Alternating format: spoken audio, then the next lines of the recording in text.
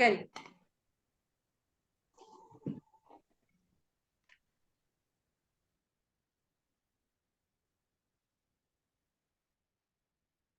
Hari Om. Bishnujyoti দিৱসৰ এই পবিত্ৰ অনুষ্ঠানলৈ আপোনালোক সকলোকে চিন্ময় মিছনৰ তৰফৰ পৰা মই আন্তৰিক স্বাগতম জনাইছো। হৰি ওম।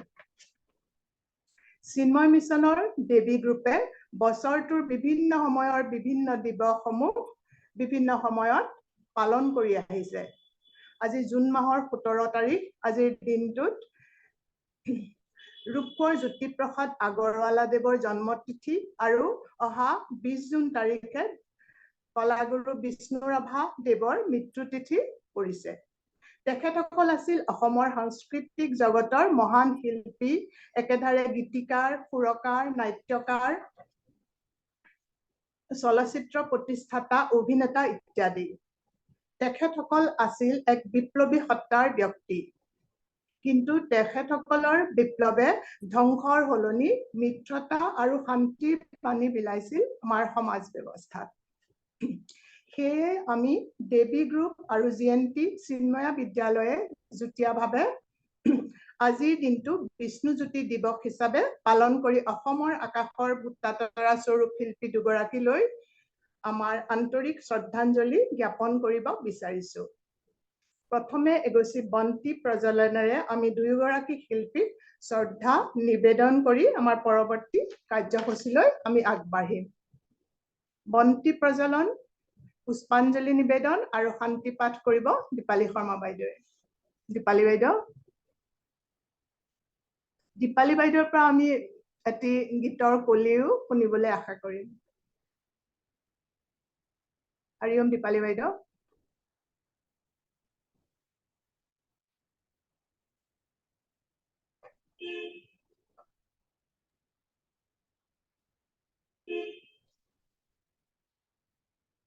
Unmute kora Dipali.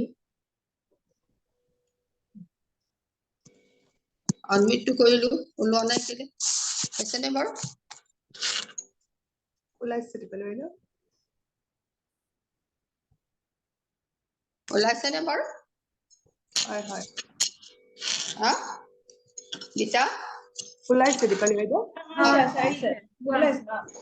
মই শান্তি পাঠটো কৰিলো তাৰ পিছত বন্তি প্ৰজ্বলন কৰিম। হয়।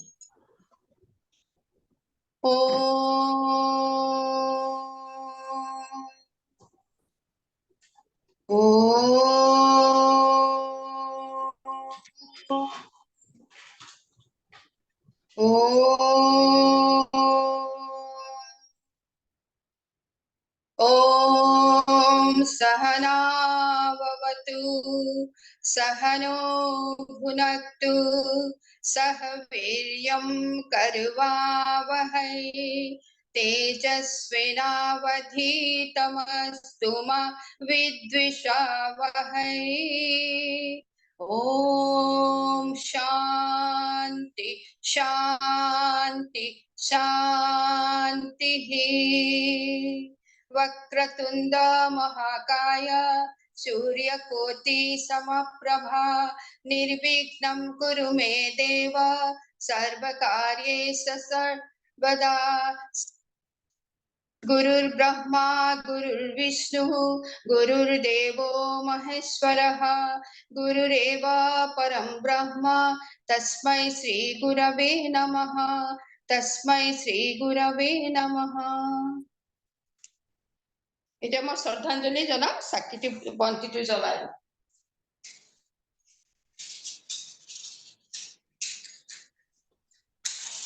শুভম করোতি কল্যাণম আরোগ্যম ধন সম্পদঃ শত্রু বুদ্ধি বিনাশায় দীপর জ্যোতির নমস্তুতে।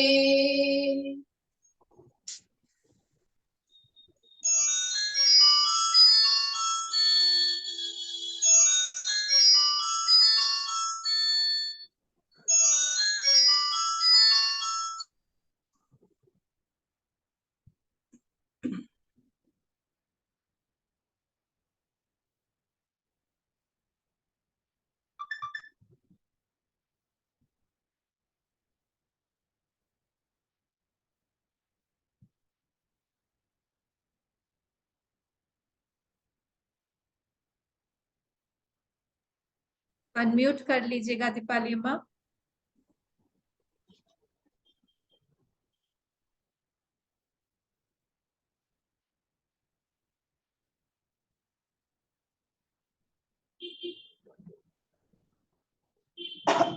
आप म्यूट हैं दीपाली अम्मा।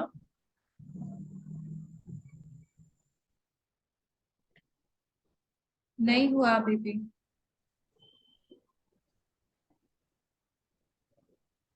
अभी हुआ? हो गया। आपने से हो गया था? अच्छा। मोरे जीवन रे सखा कृष्ण, मोरे जीवन रे सखा कृष्ण, बजाओ की हुरे बेनु कपालते तोर कोने आकी दिले इंद्रधनु,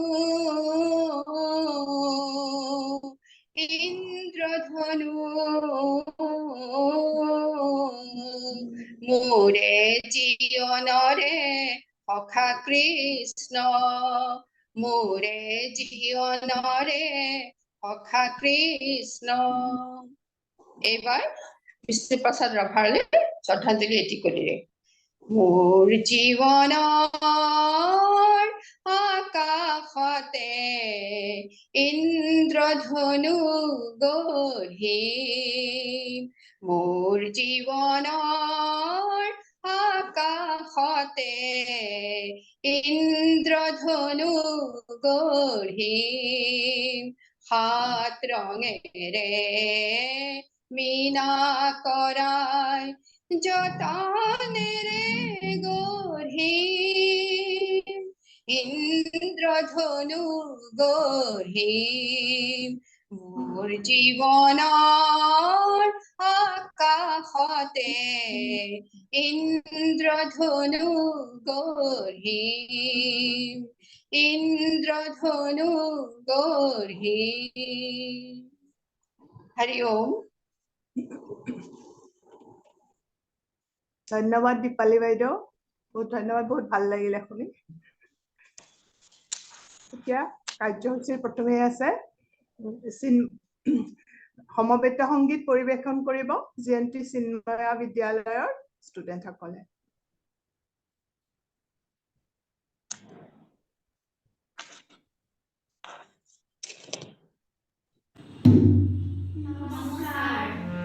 আজি আমি কলাগুৰু বিষ্ণুপ্ৰসাদ ৰাভাদেৱৰ বিলতে হালিছে গীতটি গাব ওলাইছোঁ। বিলতে হালিছে ধুনীয়া পদুমী ফুলনি ফুলিছে ফুল,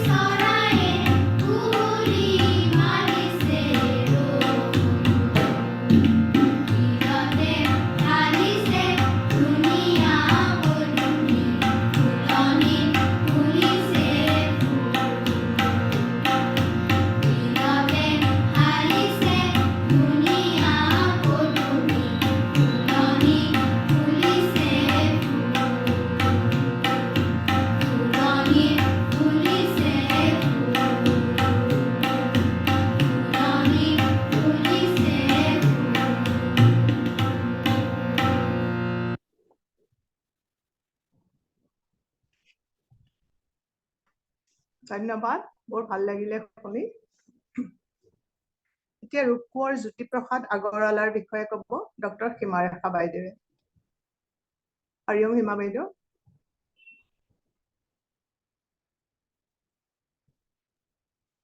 सीमा जी आप अपने आप को अनम्यूट कर लीजिए।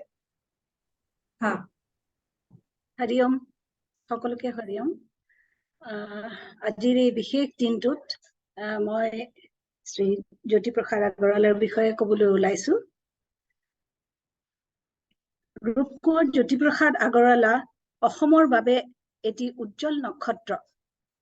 তেখেতৰ জন্ম 1900 চনৰ 17 জুনত ডিব্ৰুগড়ৰ তামোলবাৰী চাহ বাগিচাত এক সম্ভ্ৰান্ত পৰিয়ালত হৈছিল। তেখেতৰ পিতৃৰ নাম পৰমানন্দ আগৰৱালা আৰু মাতৃৰ নাম কিৰণময়ী দেৱী আছিল। অসমৰ অন্যতম শিল্প সাধক ৰূপকোঁৱৰ জ্যোতিপ্ৰসাদ আগৰৱালা একেৰাহে গীত ৰচক, সুৰকাৰ, নাট্যকাৰ আৰু বোলছবি পৰিচালক, প্ৰযোজক, গায়ক আৰু প্ৰবন্ধকাৰ আছিল। তেখেতৰ পূৰ্বপুৰুষসকল ৰাজস্থানৰ আছিল আৰু তেওঁলোকে অসমলৈ আহি তেজপুৰত নিগাজীভাৱে বাস কৰিছিল আৰু তেওঁলোকে অসমৰ শিক্ষা, সাহিত্য আৰু সাংস্কৃতিক আঁকোৱালি লৈছিল। অসমীয়া সংস্কৃতিক ন ৰূপ দিয়াৰ বাবে তেখেতক ৰূপকোঁৱৰ আখ্যাৰে বিভূষিত কৰিছিল। জাতীয় জীৱনলৈ আগবঢ়োৱা অৱদানৰ বাবে তেখেতৰ মৃত্যুৰ দিনটো শিল্পী দিৱস হিচাপে পালন কৰা হয়। তেওঁ শিল্পী আছিল ৰূপান্তৰৰ। জনতাৰ প্ৰাণৰো প্ৰাণত তেওঁৰ স্থান। তেওঁৰ দৃষ্টি আৰু দৰ্শনত লুকাই আছিল জাতীয়তাবাদী চিন্তাৰ চেতনা।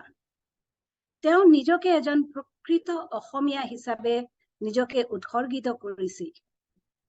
তেওঁৰ প্ৰতিভাৰ আৰু মহত্ব আকাশ সদৃশ। তেওঁ সাংস্কৃতিক বিপ্লৱৰ গুৰিধৰ্তা।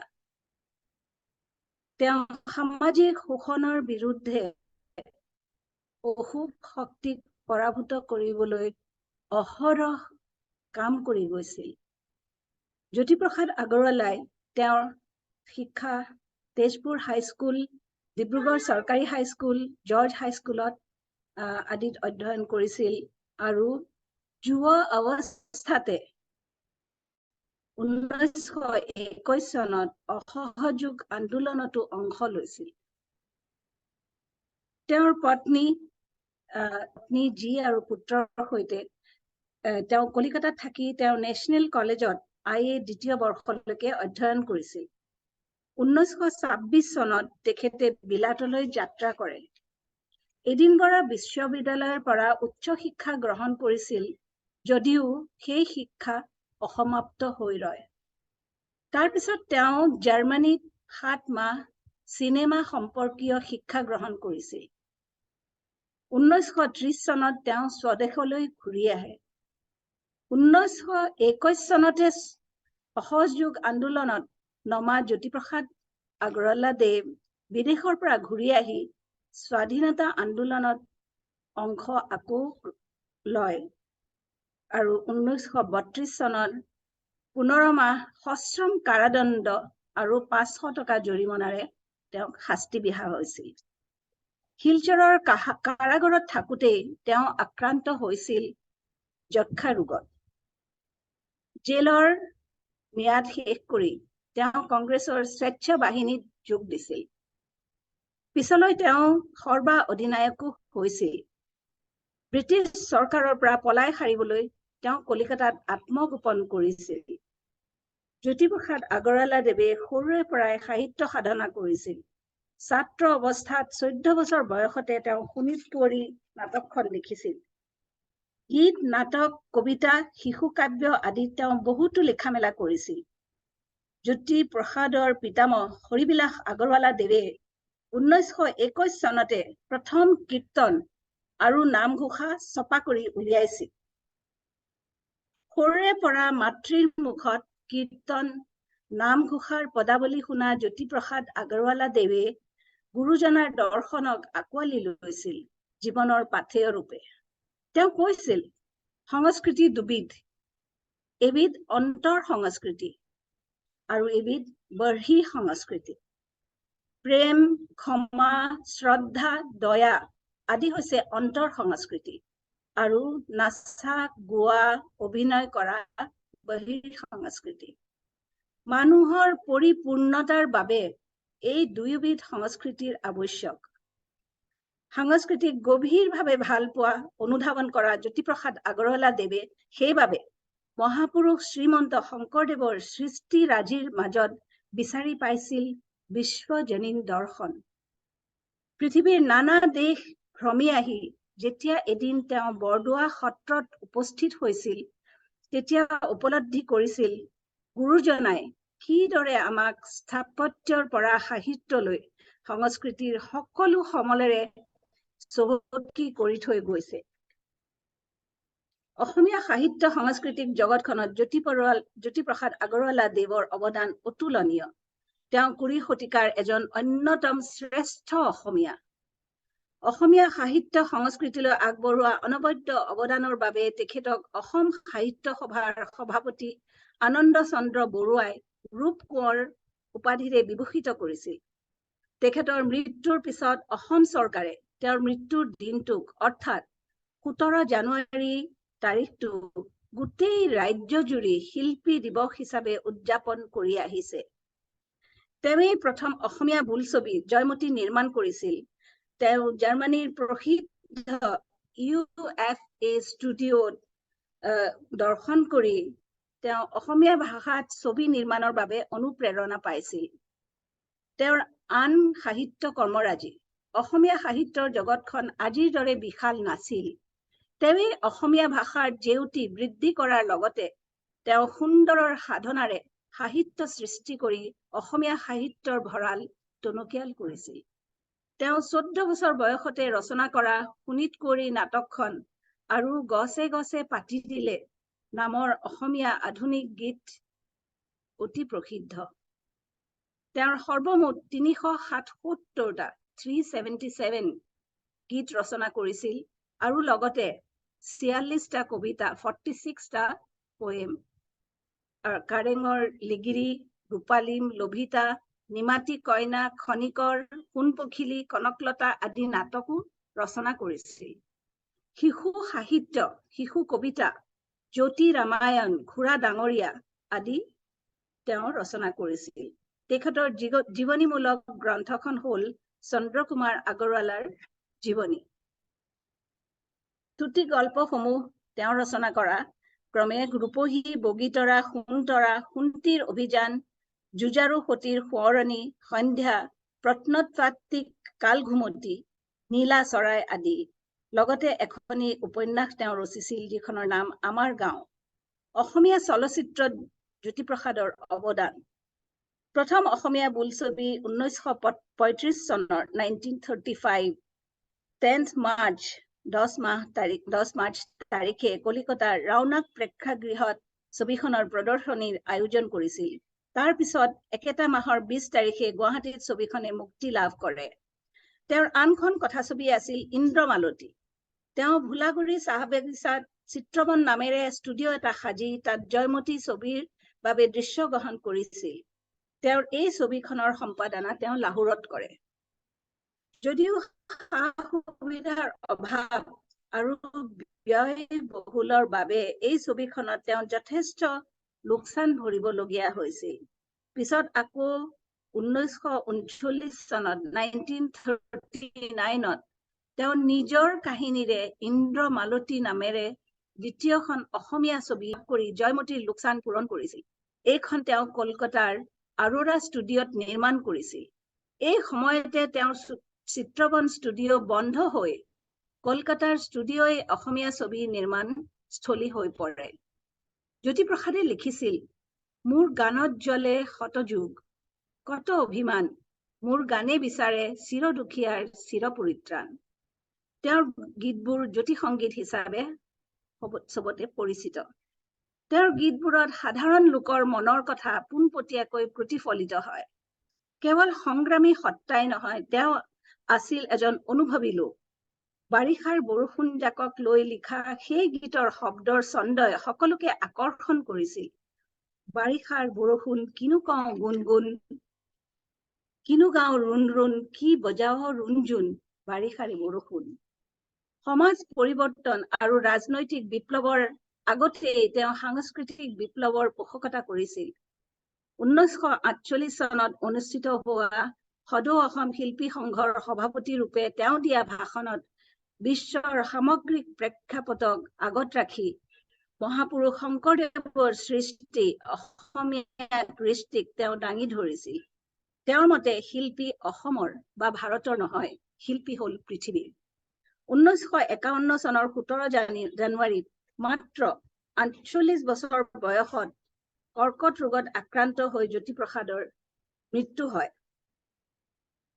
ৰূপ কোঁৱৰৰ বাণীৰে আজিও আমি উদ্বুদ্ধ হওঁ অনুপ্ৰাণিত হওঁ আমাৰ হৃদয়ে হৃদয়ে জ্যোতিৰ জেউতি গীত কবিতাৰে সদায় প্ৰবাহমান বিগত ৰঙালী বিহুত ভাৰতৰ প্ৰধানমন্ত্ৰী নৰেন্দ্ৰ মোদীয়েও আবৃত্তি কৰি আমাক জ্যোতিপ্ৰসাদৰ কবিতাৰে সোঁৱৰাই গ'ল স্বাধীনতা সংগ্ৰামৰ বীৰ গাথা বিশ্ব বিজয় নজোৱান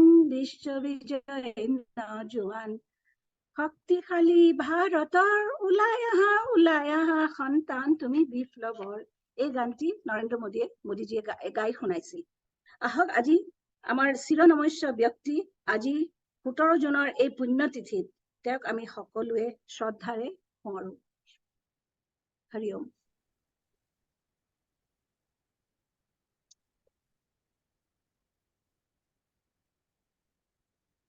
गीता अम्मा आप अनम्यूट कर लीजिए ধন্যবাদ সীমাৰেখা বাইদেউ আজি আমি ভালে কেইটা নজনা কথাও জানিব পাৰিলো বহুত ধন্যবাদ তাৰ কাৰণে এতিয়া আবৃত্তি কৰিব সুশ্ৰী দাসে হৰি ওম সুশ্ৰী হৰি ওম হৰি ওম আজি ৰূপ কোঁৱৰ জ্যোতিপ্ৰসাদ আগৰৱালা আৰু কলাগুৰু বিষ্ণুপ্ৰসাদ ৰাভাদেৱলৈ এই মহান শিল্পী দুজনাক মই শ্ৰদ্ধা জনাইছো আৰু কলাগুৰু বিষ্ণুপ্ৰসাদ ৰাভাৰ ৰচিত এটি কবিতা আবৃত্তি কৰিবলৈ প্ৰয়াস কৰিছো কবিতাৰ শিৰোনাম হেৰ বিপ্লৱী বিদ্ৰোহী বীৰ হেৰ বিপ্লৱী বিদ্ৰোহী বীৰ তুল তোৰ অৱনত শিৰ অতদিন তই আছিলি সুসুপ্ত পৰপদানত নিৰ্যাতিত নিপীড়িত দলিত পতিত আজি এই নতুন যুগত তই জাগ্ৰত হেৰ অগণি যুগৰ ৰঙা ফিৰিঙতি শিখা জল জল উঠ আন কাহি ৰুদ্ৰ কপালৰ ৰক্ত চন্দ কলাৰেখা তুলিল হৌ কৰালি কালিৰ ভীম ভয়ংকৰ খৰ্গ ভাং কাৰাৰ কপা শত অভিশাপ পূৰ্ণ এই দুখময় দুৰ্গ এই ৰাম নয়নাভিৰাম কৃষক জনক সূতা গোসানী লখিমী সীতা তোৰ অভিস্পৃতা তোৰ শকতি সুৰক্ষিতা তই কৃষ্ণ সুদৰ্শন ধৰি সতৰু সংসাৰী ফুকি ফুকি পাঞ্চজন্য প্ৰণয় ধ্বনিৰে দহুদিশ পৰিপূৰ্ণ ঘোষকৰ দলকৰ শূন্য তই সব্যসাচী নৱব্যূহ ৰচি অৰ্জুনৰ বিজয়ী গান দিব বাহুৰ বলেৰে তুলিল নহবি নিৰ্জীৱ হৈ অগ্ৰহৰ মধ্যম পাণ্ডৱ হম সংকুচিকৰ আলিয়া ভংগীত বহি তোৰ প্ৰলয়ংকৰ পাৰ পুৰণি নৰক ক্ষেত্ৰ কৰি চুৰমাৰ স্ৰজ নৱ ধৰ্ম ক্ষেত্ৰ বুকুত ধৰা এই অগ্নিগিৰি অগণি অগাৰি জ্বলা জ্বলা শত লক্ষ পাপ অনৰ্গল হৈ দাৱান এই হিমগিৰি শৃংগ গগন চুম্বক উচ্চতা এই প্ৰশান্তৰ গভীৰতা উৰ্মিময় মহাবিশালতা ধন্যবাদ হৰি ওম ধন্যবাদ সুশ্ৰী, অতি সুন্দৰ, খুব ভাল লাগিলে শুনি, খুব ভাল হৈছে। তোমাৰ পৰা সদায় এনেকে শুনিবলৈ আশা কৰিলো। এতিয়া ৰাভা সংগীত পৰিৱেশন কৰিব মীনাক্ষী চক্ৰৱৰ্তীয়ে।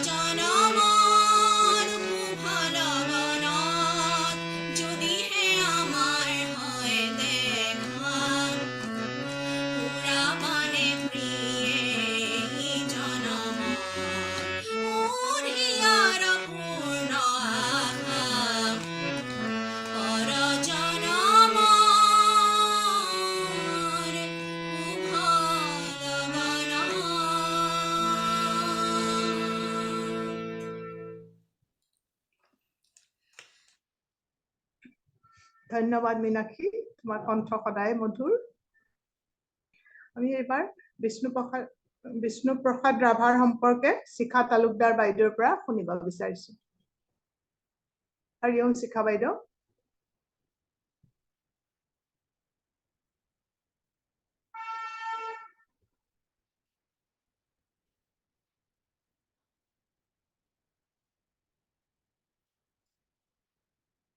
শিখা বাইদেউ অহা নাই নেকি শিখা হৰিওম মেছেজ এটা মাজতে ঘপকে দেখিছিলো তেওঁ দেৱীৰ গ্ৰুপত দিছিলে বাইদেউ কানেক্ট হ'ব পৰা নাছিলে এতিয়া হ'ল নেকি হ'লনে মই চাব নোৱাৰিলো নহয় লিংকটো দি আমাৰ দিছিলো তালুকদাৰলৈ ফোন কৰি পেলাই লিংকটো দি দিছিলো ठीक है कोई बात नहीं नेक्स्ट प्रोग्राम ঠিক আছে তেতিয়াহ'লে আমি নেক্সট প্ৰগ্ৰেমটো আৰম্ভ কৰোঁ বিজয়াৰ সংগীতৰ অবিহনে আমাৰ অনুষ্ঠানটোতো আজি আধৰুৱা হৈ থাকিব সেইকাৰণে আমি বিজয়াৰ মধুৰ কণ্ঠেৰে এটি জ্যোতি সংগীত শুনিব বিচাৰিছো হৰি ওম বিজয়া हरिओम ज्योति होंगे जय आलुकमा जय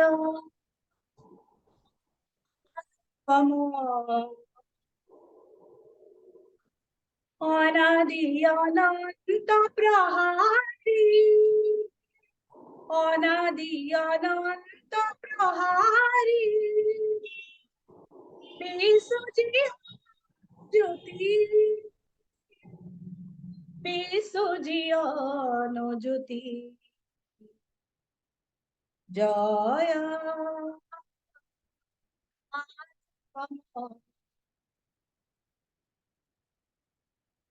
जय जय हुंदर हयतो जय जय हुंदर हयतो शिर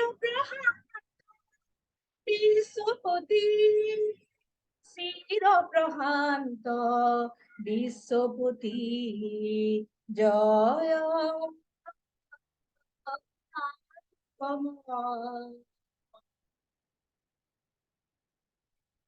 कोटि विश्वव्यापक हे महामनाधीप कोटि विश्वव्यापक हे महामनाधीप विश्वजी ज्योति विश्वजी ज्योति जय अनुपम जय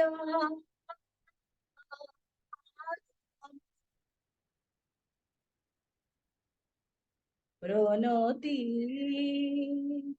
प्रणति प्रणति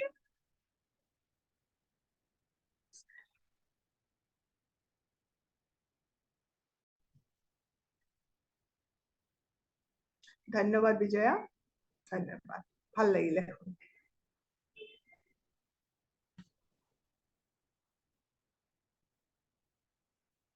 বিষ্ণু ৰাভাৰ সংগীত আৰু তেখেতৰ বিষয়ে ক'ব জিএনটি বিদ্যালয়ৰ শিক্ষয়িত্ৰী সবিতা বৰুৱাই হৰি ওম সবিতা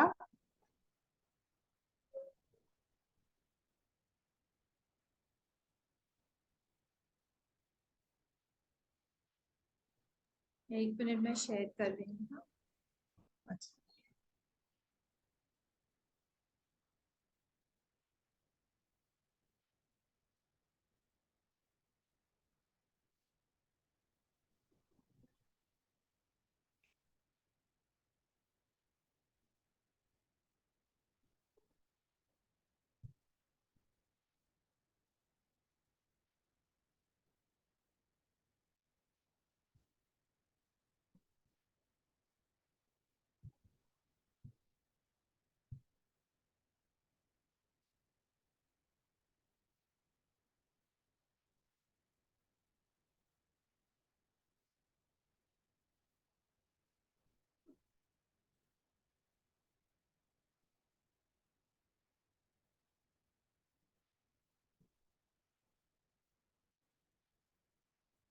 হৰি ওম প্ৰথমতেই মই জিএনটি চিন্ময় বিদ্যালয়ৰ তৰফৰ পৰা সকলোলৈকে স্বাগতম জনাইছোঁ আৰু আজিৰ এই জ্যোতি বিষ্ণু দিৱস অনুষ্ঠানটিত অংশ ল'বলৈ সুযোগ দিয়াৰ বাবে ধন্যবাদ জ্ঞাপন কৰিছোঁ। সঁচা অৰ্থত ক'বলৈ গ'লে জ্যোতিপ্ৰসাদ আগৰৱালাদেৱেই হওক বা বিষ্ণুপ্ৰসাদ ৰাভাদেৱেই হওক, তেওঁলোক দুয়ো এনে এগৰাকী বিৰল ব্যক্তিত্বৰ অধিকাৰী যে তেওঁলোকৰ কথা কৈ শেষ কৰিব নোৱাৰি। ৰাইজেই গণদেৱতা, ৰাইজেই আমাৰ নাটঘৰ, ৰাইজেই ভাৱৰীয়া বুলি সোণৰ চামুচ মুখত লৈ জন্মগ্ৰহণ কৰিও সোণৰ শিকলি ৰূপৰ শিকলিৰ মোহ ত্যাগী জনজীৱনৰ দুখ কষ্ট হাঁহি কান্দোনৰ সৈতে জীৱন পাত কৰা অকপট গণশিল্পী জনাই আছিল অসম মাতৃৰ বীৰ সন্তান কলাগুৰু বিষ্ণুপ্ৰসাদ ৰাভা। 1909 চনৰ বাংলাদেশৰ ঢাকাত তেওঁ জন্মগ্ৰহণ কৰিছিল।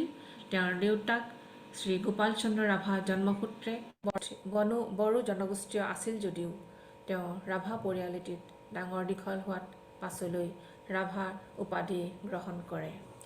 কলাগুৰু বিষ্ণুপ্ৰসাদ ৰাভা বিখ্যাত ভাৰতীয় সাহিত্যিক অন্নদা শংকৰ ৰায়ৰ ভাষাত বিষ্ণু ৰাভাৰ দৰে এহাতে কলম তুলিকা লৈ আনহাতে ষ্টেণ্ড গান লৈ গান গাই ছবি আঁকি নাচি জীৱন সংগ্ৰামত আগুৱাই যোৱাত ভাৰতবৰ্ষত এনে সব্যসাচীৰ দৃষ্টান্ত বিৰল।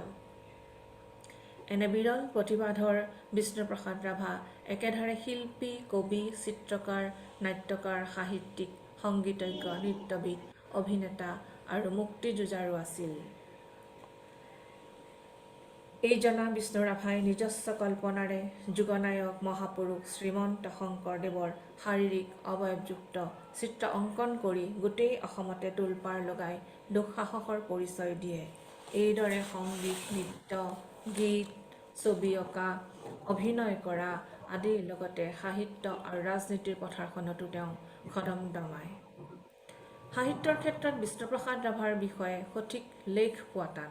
গণশিল্পী ৰূপে শোষিত বঞ্চিতৰ মুক্তিৰ হকে যুঁজা এইজনা বিপ্লৱীয়ে দিহিঙে দিপাঙে ঘূৰি ফুৰিবলগীয়া হোৱাত তেওঁৰ দ্বাৰা বহু ৰচিত গীত কবিতা বিলুপ্ত হয়। অসমীয়া কৃষ্টিৰ চমু আভাস মিচিং, কনেং, সোণপাহি আৰু ভালেমান গীতেই ৰাভা সংগীতৰ অৱদান। তেওঁ কেইবাবাৰো জেল খাটিবলগীয়াও হৈছিল আন্দোলনত ভাৰত স্বাধীনতাৰ আন্দোলনত যোগ দি। পুলিচৰ হাৰাশাস্তিও তেওঁ যথেষ্ট ভুগিবলগীয়া হৈছিল। এইখিনিতে কলাগুৰু বিষ্ণুপ্ৰসাদ ৰাভাদেৱৰ ৰচিত এটি কবিতা মনলৈ আহিছে।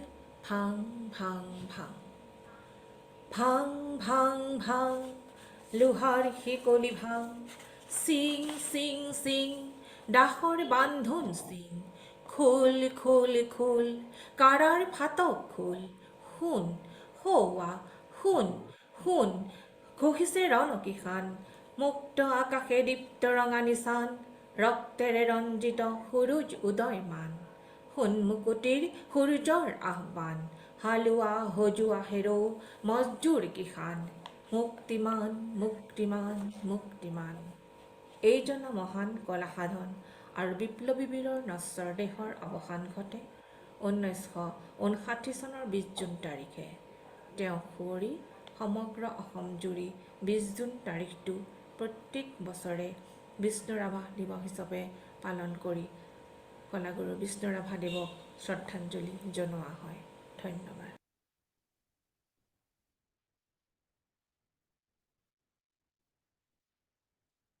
ধন্যবাদ।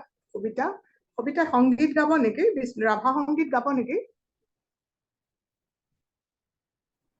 নেগায় নেক্সট প্ৰগ্ৰাম। ঠিক আছে, শিখা বাইদেউ ক'বনে বাৰু নে নকয় আৰু? নাই, আমি নেক্সট ব্ৰহ্মচাৰিণী আম্মাৰটো কৰাই। আচ্ছা, ঠিক আছে। এতিয়া আমাৰ পৰা আমি এই দিৱসৰ লগত সংগতি ৰাখি কিছু কথা শুনিব বিচাৰিছো। হৰি ওম আম্মা।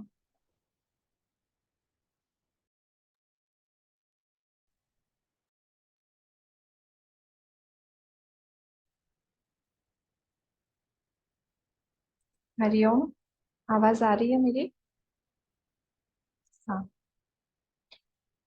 तो जो लोग हम लोग आज यहाँ पे इकट्ठा हुए हैं ज्योति प्रसाद अग्रवाला जी और कलागुरु राभा जी के बारे में की कुछ श्रद्धांजलि अर्पित करने के लिए। ऐसे महान महान कवि और ऐसे महान महान पुरुष जब जन्म लेते हैं तो उनके पीछे एक पर्पस होता है, जो कि गीता में बोला गया है, यद्यत आचरति श्रेष्ठा तत्तद एवेतरो जन सयत् प्रमाणम कुरुते लोकस्तद अनुवर्तते। मतलब जो जो चीज को वो वैसे वैसे श्रेष्ठ पुरुष करेंगे, वो वैसे वैसे आचरण पूरा का पूरा समाज करता है उनका आचरण।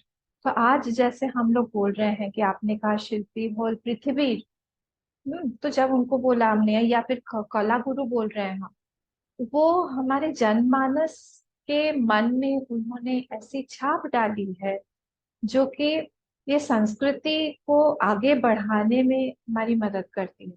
कई सारी संस्कृतियां होती हैं, पाश्चात्य भी होती है, जो कि हमको हमारी संस्कृति से दूर ले जा रही है। या कोई दूसरी संस्कृति हो, या फिर जो हम लोग ने कभी भी अपने से ही बना लिया हो कुछ, ऐसी संस्कृति का कोई काम नहीं है, क्योंकि वो हमको हमसे, हमारी संस्कृति से, कल्चर से, हमारे देश से, हमारे बड़े महापुरुषों से हमसे दूर करेगा।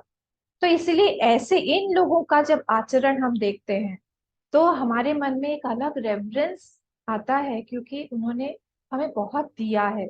हमेशा जब बोला जाता है pen is mightier than the sword, तो यहाँ पे उनके जीवन में हमें दिखता है कि आज भी जब वो नहीं है, पर उनकी कृति, उनके मन की छाप हमको दिखा रही है, समझा रही है। मैंने आके यहाँ पे जाना उनके बारे में आप लोगों से, मैंने देखा कि, क्योंकि बचपन में ये सारी चीजें हमको नहीं बताई गई थी, उस तरफ हमको इतना पता नहीं था। पर जब यहाँ पे आके उनके बारे में देखा कि उन्होंने क्या किया है, क्या क्या दिया है समाज को, तब अपने आप ही रेवरेंस एक आता है मन में कि नहीं, हम भी हमारे जीवन में ऐसे बन सकते हैं, हम भी हमारे आगे के पीढ़ी के लिए कुछ एक ऐसा करके जा सकते हैं। जब, क्योंकि माइंड तो वो एक ही है, मन तो सबका एक ही है, उस मन में इतने सारे पावर्स है जो छुपे हुए हैं, बस उसको निकालने की देर है। अब वो कैसे हम लोग निकालेंगे, हमारी कौन सी शक्ति या कृपा से निकालेंगे, वो हमारे ऊपर डिपेंड करता है। तो जब हम किसी एक बड़ी चीज का आलंबन लेके, जैसे हम, हमारे पास में गुरुदेव हैं, गुरुदेव से बढ़ के तो और कोई हमारे पास में आलंबन है नहीं, उनका आलंबन लेके जब हम लोग आगे बढ़ते हैं, तब हम लोग एक इंस्ट्रूमेंट बन जाते हैं, जैसे ये इंस्ट्रूमेंट बने हैं भगवान के कुछ आगे काम करने के लिए, वैसे हम भी एक इंस्ट्रूमेंट बन जाते हैं किसी बड़े काम के लिए, और अपने आप हमारे हाथ से मिरेकल्स होने लगते हैं। उसके लिए क्या करना है, बस हमको अपने आप को खाली करना है।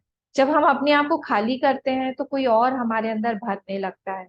उस चीज को जब वो भरेंगे, तब हमको समझ में नहीं आएगा कि ये थॉट्स हमें कैसे आए, हम तो सोच भी नहीं सकते ऐसे थॉट्स आएंगे। कितनी सुंदर कविताएं आप लोगों ने पढ़ी, सुश्री अम्मा ने पढ़ी, अभी उन्होंने भी, सविता जी ने भी बोला, सब लोगों ने उनकी जीवनी के बारे में आप लोगों ने शेयर किया, विजय अम्मा ने गाया, उनसे दिखाई देता है, हमारे जीएनटी चिन्मय विद्यालय के बच्चों ने गाया, दिखाई देता है उनके थॉट्स। हम जब किसी को हम प्रोस्ट्रेट करते हैं या फिर हम रिस्पेक्ट देते हैं, तो whom are we respecting, actually we are respecting his thoughts. हम लोग उसके थॉट्स से, जब मैं आप लोगों से बात कर रही हूँ, आप मुझसे बात करते हैं, we are, my body is not interacting with your body, my mind is interacting with your mind.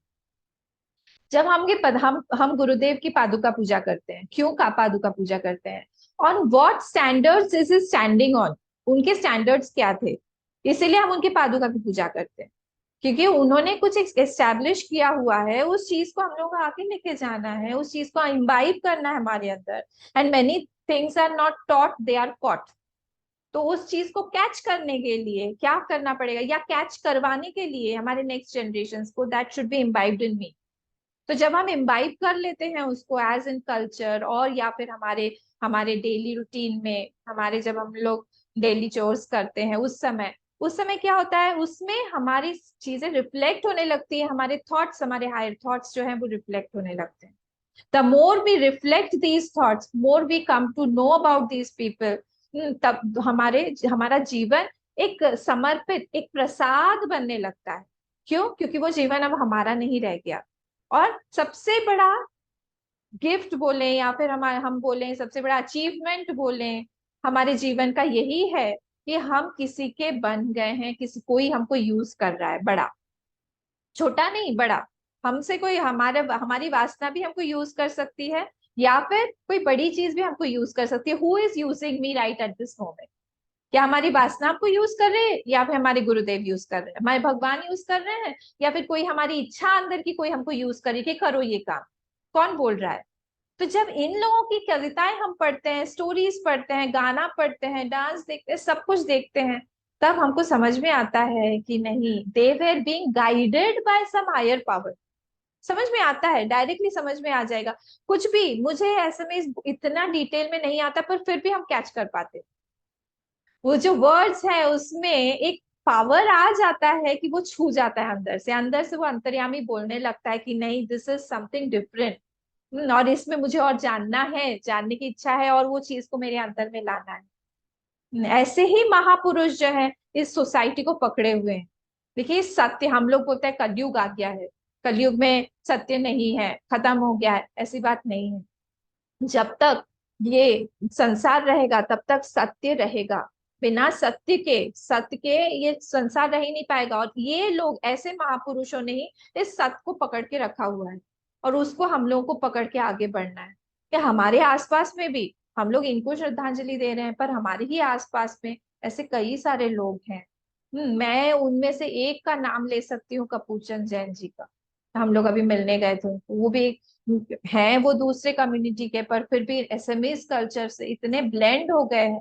और उन्होंने भी वहां पे, हम लोग गए थे, सब अपना बता रहे थे कि किस तरह से उन्होंने साहित्य में अपनी अपनी सारा योगदान दिया हुआ है। तो ये सारी चीजें हम जहाँ पे हैं, हमको बेस्ट देखना चाहिए कि how can I be utilised maximum for the betterment of the people. हम बोलते हैं ना, हमारा मोटो है to give maximum happiness to the maximum people for the maximum time. So we should also add कि I should also be utilized maximum to the maximum, कि मैं अपने आप को, हमारे अंदर जो भी है, हमारे पास टाइम है, हम टाइम दें। हमारे पास में कोई गुण है, हम उस गुण को यूटिलाइज करें। हमारे पास में गुरुदेव ने इतना अच्छा प्लेटफॉर्म दिया है, यहाँ पे आके हम कुछ भी जो भी है, वो हमारे पास में जो भी थोड़ा है वो हम दे के यहाँ पे यूटिलाइज करके आगे बढ़ सकते हैं। यही सीखना चाहिए हम लोग को इनसे, कि हम बढ़े आगे। हमारे यहाँ पे किसी भी चीज की कोई कमी नहीं है। गाना है, गाने के लिए स्वरांजलि है। कोई दूसरा कोई चीज है, बच्चों के साथ में आप अच्छे हैं, बाल विहार है। आपको यूथ के साथ काम करना है, यूथ है। आपको गांव में जाके काम करना है, आउटरीच प्रोग्राम है। आपके पास में आपको पढ़ना है, पढ़ाना है, उसके लिए स्टडी क्लासेस है। जो भी चीज है आपके पास में, यहाँ पे गुरुदेव ने खुले आम प्लेटफॉर्म्स दिया हुआ है कि आप आइए। हमारे यहाँ आर्ट क्लास, डांस क्लास, ये भी सारा चीज है, गाने का भी क्लास, जो भी आपको करना है यहाँ पे हम कर सकते हैं। शर्त क्या है, कंडीशन क्या है, कि हम उसको हायर के लिए यूज करें। जब तक हम उसको हायर के लिए यूज नहीं करेंगे, तब तक वो हमको पूरी तरह से फुलफिलमेंट नहीं देगा। जैसे वेदव्यास जी को हुआ था। वेदव्यास जी ने सारे पुराणों की रचना की, सब कुछ रचना करने के बाद भी वो खिन्न मनस होके बैठे हुए। उनको लग रहा था अभी भी मैं खुश नहीं हूँ, और उसी समय नारद जी आ गए। नारद जी तो राइट एट द मोमेंट उनकी एंट्री होती है, वो आके वहां पे बोले क्या हो गया, क्यों इतने दुखी हो, बताओ। मैंने कहा मैंने इतनी सारी रचना की है।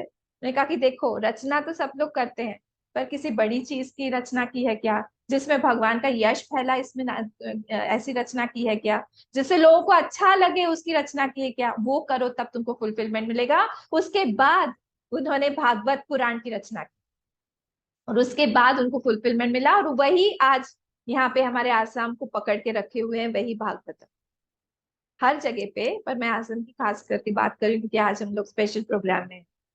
तो हमको देखना पड़ेगा कि where can I be utilised. हमको देखना पड़ेगा कि which quality in my self can be utilised, और उस जगह पे हम लोग को जाए। हम लोग देर ना करें, बहुत देर हो चुकी है। हमको बिल्कुल देर नहीं करना चाहिए, हमको कूद पड़ना चाहिए सेवा के लिए, कि हम आगे आए, बढ़े, हम इकट्ठा हो। अगर कुछ भी नहीं कर पा रहे हैं, घर में ही बैठे बैठे हम लोग हमारे जो स्क्रिप्चर्स हैं उसमें से स्टोरी बच्चों को सुनाएं, स्टोरी बताएं। हमारे यहाँ पे कितने सारे प्लेटफॉर्म्स है ऐसे जहाँ पे हम लोग स्टोरी सुना सकते हैं रिकॉर्ड करके। आज ही हम इतने सारे, मीनाक्षी ने भेजा है, लोगों ने, सविता जी ने भेजा है, हमारे बच्चों ने भेजा, ऐसे रिकॉर्ड करके भी हम लोग काम कर सकते हैं।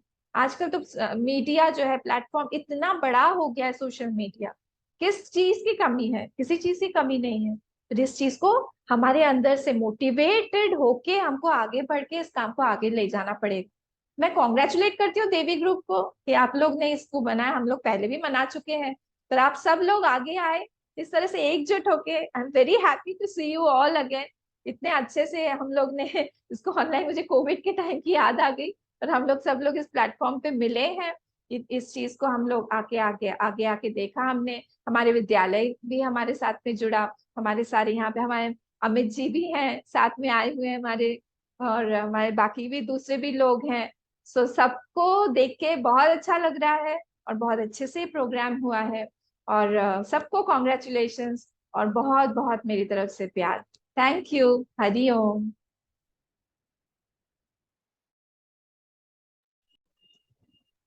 ধন্যবাদ আম্মা। আমাৰ জ্ঞান গৰ্ভ কথাই আমাক সদায়ে উপকৃত আৰু উৎসাহিত কৰি আহিছে। সেইবাবে আমাক ধন্যবাদ জনাইছো।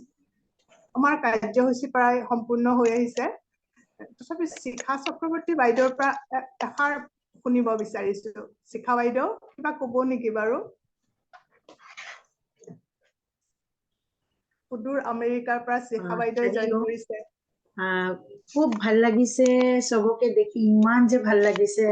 মই মানে ৰাতিপুৱা, মোৰ এতিয়া ৰাতিপুৱা হয় 9টা বাজিব ধৰিছে। মই 5:30টাৰ পৰা টোপনি ভাঙি গৈছে, মই মানে এক্সাইটমেন্টত নে। আৰু ইমান যে ভাল লাগিছে, চবে সীমাৰেখা, সবিতা, চব মানে তেওঁলোকৰ মানে হেৰিখিনি, কথাখিনি বা ইমান যে ভাল। আম্মাই কোৱা মতে আমি এই আমাৰ কোভিড টাইমৰ কথাটো, সঁচাকে কোভিড টাইমৰ কথাটো মনত পৰিছে। আমি এনেকে মানে আমি চেষ্টা কৰিম সদায় আমি একেলগ হৈ আমি তেনেকে কিবা কৰি থাকিম। আৰু বিদ্যালয়ৰ টিচাৰ আৰু ষ্টুডেণ্ট চবকে মই মোৰ ফালৰ পৰা মই বহুত ধন্যবাদ দিছো। তেওঁলোকে আমাৰ এই প্ৰগ্ৰামটো জইন কৰিছে, এনজয় কৰিছে, আৰু ভৱিষ্যতেও আমি তেনেকে কৰিম। সেইখিনি হৰি ওম। কনক্লুড কৰাৰ আগত আমাৰ প্ৰেচিডেণ্ট অমিত জৈনে কিবা ক'ব বিচাৰিব? এতিয়া ভোট অফ থেংকছ ক'ব মীনাক্ষীয়ে, আৰু তাৰপিছত পুনমদহ ক'ব মীনাক্ষীয়ে। Vote of thanks. Hari Om আম্মা, সকলোকে হৰি ওম। দীপালী বাইদেৱে মোক অকণমান দায়িত্ব দিছিলে, মই নাজানো কিমানখিনি মই ক'ব পাৰিম। তথাপিও মোৰ প্ৰয়াস এটাহে মোৰ কাৰণে, মোৰ ফালৰ পৰা। শান্তিপাঠ আৰম্ভ হ'ল ধুনীয়াকে, আৰু দীপালী বাইদেৱে মোৰ জীৱনৰে ইন্দ্ৰধনু কলিৰে সুন্দৰকে গোটেই প্ৰগ্ৰেমটোৰ আৰম্ভণিখিনি বৰ সুন্দৰ ধৰণকে আৰম্ভ কৰিলে। সমবেত সংগীত GNT বিদ্যালয়ৰ কণমানিহঁতে বিলতে জানিছে যেন এজন কলাকাৰ তেওঁলোকৰ আমি যেন দেখা পাইছো। আৰু ইমান ধুনীয়াকে আৰম্ভণিৰ পৰা শেষলৈকৈ কোনো সুৰ নভঙাকৈ বৰ সুন্দৰকে উপস্থাপন কৰিলে। আৰু ডক্টৰ সীমাৰেখা বাইদেউ, তেখেতে জ্যোতিপ্ৰসাদ আগৰৱালাৰ কেনেকুৱা এজন কলাকাৰ আছিলে, সুন্দৰ চিৰসাধক আছিলে। সুন্দৰৰ আৰাধনা, সৃষ্টিৰ অসম্ভৱ, সুন্দৰ আৰাধনা নকৰাকৈ কেনেকে সৃষ্টি সম্ভৱ হ'ব পাৰে তাৰ ওপৰতো ক'লে। আৰু তেখেতে ৰূপান্তৰৰ ওপৰত কেনেকে বিশ্বাস কৰিছিলে, চেঞ্জেছৰ ওপৰত। তেওঁৰ কাব্য সাধনাৰ মাজতে স্বদেশ প্ৰেমৰ কেনেকে ফুটি উঠিছিলে। আৰু জ্যোতিপ্ৰসাদ আগৰৱালাৰ কবি মানে আমি গম পাইছিলো তেখেতৰ কোৱাৰ পিছত কৈশলী শব্দ শিল্পী আছিলে তেখেত। তেওঁলোকৰ মাধ্যমেৰে আৰু সীমাৰেখা বাইদেউ যিখিনি কৈ গৈছিলে, তেওঁলোকে যিখিনি শব্দ ব্যৱহাৰ কৰিছিলে, সেই কৰি ব্যক্তি তথা সমাজ জীৱনৰ প্ৰাপ্তি অপ্ৰাপ্তি, ক্ষোভ বিদ্ৰোহ প্ৰেম আজি হৃদয়ত পঞ্জীকৃত সমস্ত ভাৱানুভূতি তেওঁলোকে দাঙি ধৰিছিলে। আমি নজনা কথা বহুতখিনিও আজি বাইদেউৰ লিখনিৰ পৰা আমি গম পালো। আৰু তেখেতসকলৰ যিবিলাক শব্দ ইউজ কৰিছিলে সেইবিলাক কবিতাবিলাকে প্ৰাণ পাই উঠিছিলে। তেওঁলোকৰ সেইকাৰণে শব্দ ব্ৰহ্ম বুলি কৈছিলে। কবিৰ হৃদয়ৰ আকুল আহ্বানখিনি তেওঁলোকে সমাজৰ আগত জনতাৰ কবি, বিশ্ব কবি হিচাপে তেওঁলোকে বৰ ধুনীয়াকে তেখেতৰ সেইখিনি আমাৰ সকলোৰ আগত সীমাৰেখা বাইদেৱে দাঙি ধৰিলে। তাৰপিছতে আপোনাৰ আহিলে সুশ্ৰী দাস। সুশ্ৰী দাসৰ কবিতাৰ কথা নকৈ নোৱাৰি। তেখেতে হেৰ' বিপ্লৱী বীৰ সেই কবিতাটো বহুত দিনৰ মূৰত আকৌ আমি শুনা পাইছো যে কবিতাও তেখেতে দাঙি ধৰিলে যে কবিতা কেৱল পঠনৰ বাবে নহয়, দৃশ্য মাধ্যমেৰেও উপযোগী কৰিও যে কবিতাৰ ৰস আস্বাদন কৰিব পাৰি, এইটো বৰ ধুনীয়াকে তেখেতৰ কবিতাৰ মাজেৰে আমি গোন্ধ পালো। আৰু দেখাত লঘু কবিতা হলেও বৰ মৰ্মস্পৰ্শী আছিলে। আৰু বৰ্ণনাই সকলো পাঠকৰে মই ভাবিছো মোৰ যেনেকে অন্তৰ স্পৰ্শ কৰিছে সকলোৰে নিশ্চয় অন্তৰ স্পৰ্শ কৰি গৈছে। তাৰপিছত বিষ্ণু সংকেত মীনাক্ষী, সদায় আমি তোমাৰ মাত শুনি আছো আৰু আজিও আমি শুনিলো, বৰ সুন্দৰ সংগীত আমাক দিলা। আৰু এইদৰে সদায় যাতে আমাক এনেকুৱা সুন্দৰ সংগীতৰ ফালে আগবঢ়াই লৈ যোৱা, আমাক শুনাই দিয়া। বিষ্ণু ৰাভাৰ তাৰপিছত কঠিকা শিক্ষা তালুকদাৰ বাইদেউটো নাই। জ্যোতি সংগীত বিজয়ে গালে। এইটো বিজয়াক মই কি ক'ম, ইমান ধুনীয়া সুন্দৰ সুৰেৰে, ইমান ধুনীয়া সুন্দৰ শব্দৰে ইমান ধুনীয়াকে গালে। আৰু বহুত সৰু কালৰ কথা মনত পৰি গ'লে যেতিয়া আমি এই আমাৰ মৰমৰ স্পৰ্শৰ গীত যেতিয়া জ্যোতি সংগীতটো গালা, ইমান ধুনীয়াকে আমাৰ সৰু কালখিনি আকৌ চকুৰ আগত ভাঙি উঠিলে।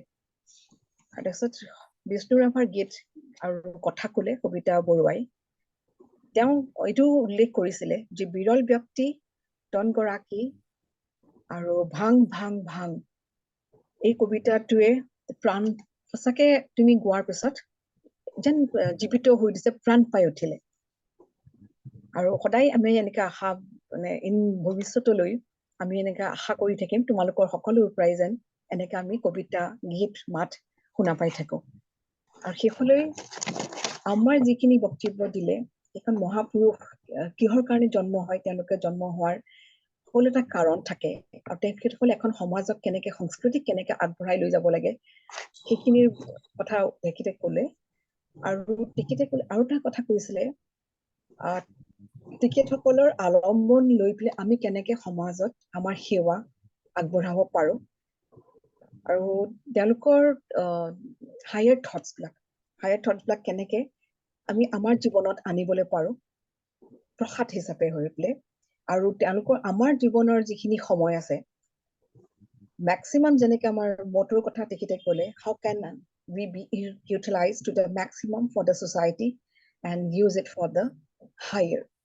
এইখিনি কৈ মোৰ vote of thanks তেখেতে সমাপ্ত কৰিলো। ধন্যবাদ। পূৰ্ণমদাটো কৈ দিওঁ। হয়, এক ছেকেণ্ড। পূৰ্ণমেদা কৰাৰ আগত আমাৰ প্ৰেচিডেণ্ট অমিত কুমাৰ জৈনে কিবা এটা ক'ব বিচাৰিব আপোনালোক সকলোলৈ। হৰি ওম। হৰি ওম, অমিতজী, প্লিজ আনমিউট yourself. একচুৱেলি ভোটৰ থেংকছ হৈ গ'ল, বাট তথাপি ক'ব দুআষাৰ কৈছে। মই গোটেই প্ৰগ্ৰামত আজি উপস্থিত থাকিলো আৰু মোক খুবেই ভাল লাগিলে। আৰু মই অৰিহণা জনালো দেৱী গ্ৰুপলৈ আৰু আমাৰ GNT চিন্ময় বিদ্যালয়লৈ এই প্ৰগ্ৰামটো আয়োজন কৰাৰ কাৰণে। আৰু আপোনালোকক আকৌ মই আদৰণি জনাইছো যে আমাৰ বিষ্ণু ডাঙৰীয়া আগৰৱালাৰ কাৰণে আমি প্ৰগ্ৰামটো আয়োজন কৰিছো। আৰু আশা কৰো যে আপোনালোকে দেৱী গ্ৰুপৰ পৰা আমাৰ বিদ্যালয়ৰ পৰা এই ধৰণৰ প্ৰগ্ৰাম আগন্তুক সময়লৈ কৰি থাকক আমাৰ মহাপুৰুষ বিলাকলৈ। আজি ময়ো বহুত কথা শিকিলো। সীমাৰেখা বাইদেৱে বা বেলেগ বিভিন্ন আমাৰ বক্তা বিলাকে যিবিলাক কথা কলে, আমি বহুত কথা এনে জীৱনত নপঢ়ো, কিন্তু এই প্ৰগ্ৰাম বিলাক এটেণ্ড কৰিলে শিকিব পৰা যায়। তো বিশেষ ধন্যবাদ চব বক্তালৈ, যোনবিলাক ভোজন কৰিলে, গান গালে, বিজয়াজী আৰু অন্য সকলক। মীনাক্ষী বাইদেউ খুব ধুনীয়া ভোটত দিলে। আৰু চেতনীজী যিটো কথা কলে, আমাৰ ভাৰতবৰ্ষৰ বেলেগ প্ৰান্তৰ মানুহ বিলাকে ইমান নাজানে আমাৰ ইয়াৰে মহাপুৰুষৰ বিষয়ে। তো আমি এইটো আৰু প্ৰচাৰ কৰিব লাগে। আশা কৰো কি ভৱিষ্যত আমাৰ এই ধৰণৰ প্ৰগ্ৰামত আৰু এটেণ্ডেন্সটো যেন বাঢ়ে আৰু আপোনালোকে চেষ্টা কৰক, প্ৰয়াসটো কণ্টিনিউ কৰক। মোৰ শুভেচ্ছা থাকিল। ধন্যবাদ।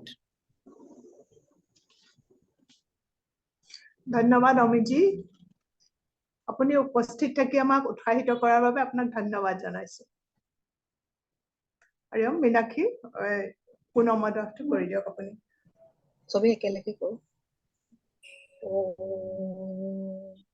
পূৰ্ণমদ পূৰ্ণমিদম পূৰ্ণাৎ পূৰ্ণমুদচ্যতে पूर्णस्य पूर्णमादाय पूर्णमेवावशिष्यते। ॐ शान्ति शान्ति शान्तिः। हरि ओम। श्री गुरुभ्यो नमः। हरि ओम।